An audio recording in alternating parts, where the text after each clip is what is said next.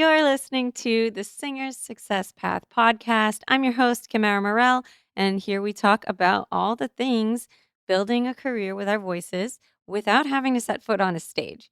Today, what we're really talking about is how to open our minds, expand our creative vision, and adapt when it comes to our careers. The idea of bravery confused me when I was little. I understood it as if something scared you, you should do it. And if you don't, that's a bad thing. That means you're not brave and something's wrong with you. You are less than. So I thought that because I was a singer, I had to sing on stages. And with that bravery concept in mind, I fought through stage fright so much. I felt like I had to suck it up and be brave because somehow, someday, this was going to lead to my greatest happiness. But it never did. I gave it the honest try, I swear, but I hated every minute of it.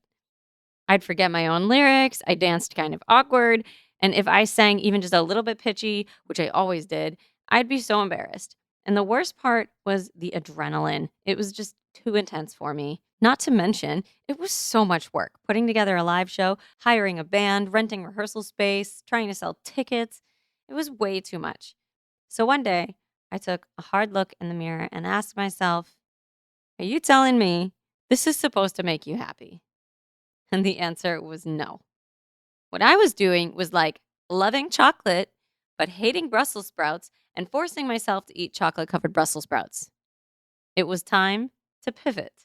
So, what did make me happy? Singing, definitely. Stage, definitely not. Okay, that's some data. Then, how can I make my dream of making music for a living without the stage? Okay, good question.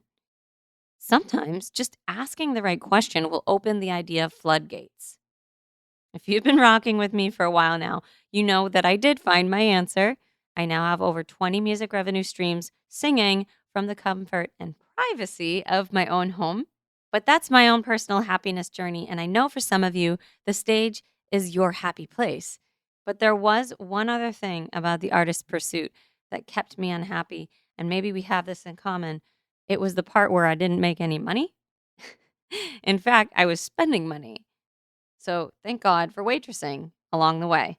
Some of you might need to pivot a little to make your grand vision work, to not be so tunnel vision.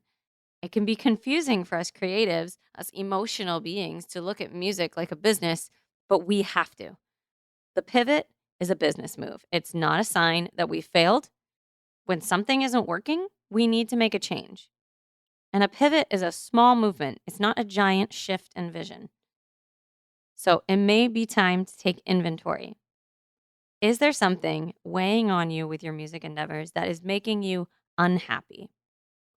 Are certain goals just taking way too long to hit? And mind you, this isn't a license to stop folding laundry because it doesn't make you happy. Some things we don't love will be necessary, but take a look at your operation and ask yourself if there's an opportunity to pivot, to do something a little differently.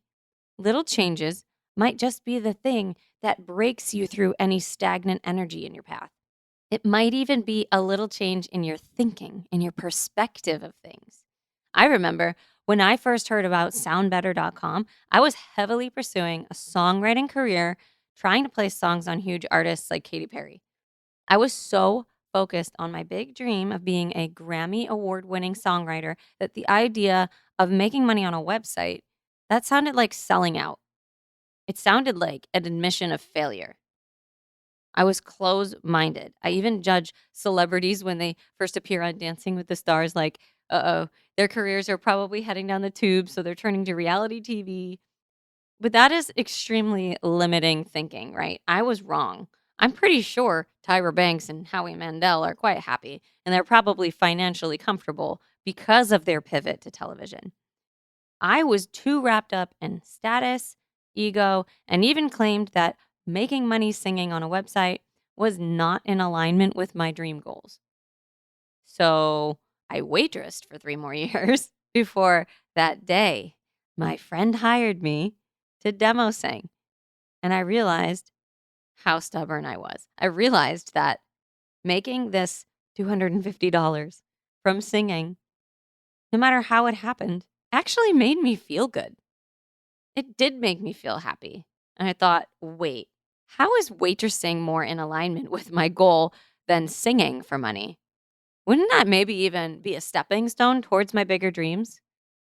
I liked the feeling of getting this $250. So I started justifying that maybe I was wrong and maybe it's okay to make money in a slightly different way.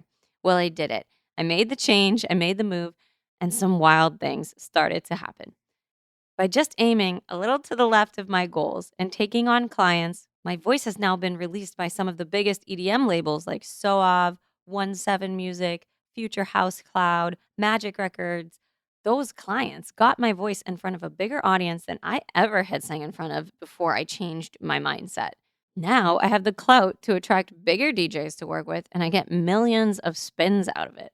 I've gotten to do some super cool things since I've allowed myself to be open to new opportunities, like being the voice of an AI singing model, vocal scoring for Vampire Academy, writing epic music for a huge playlist called Fearless Motivation, and being the voice behind a video game pop star character.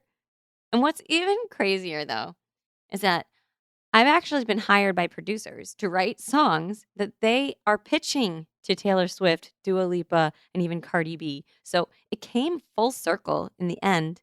Only now I got paid to get a foot in the door to my original dream. It's crazy. So I'm going to keep at it. And one of these days, I won't be surprised if the dream I let go of actually comes true without me trying so hard.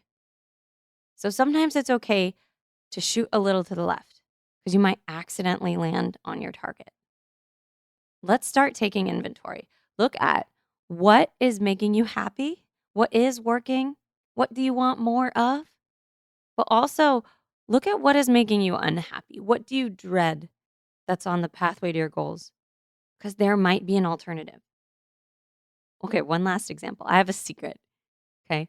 In the last year, I've been trying to get the word out about Singer's Success Path because I'm writing a book. Woo! That's the secret.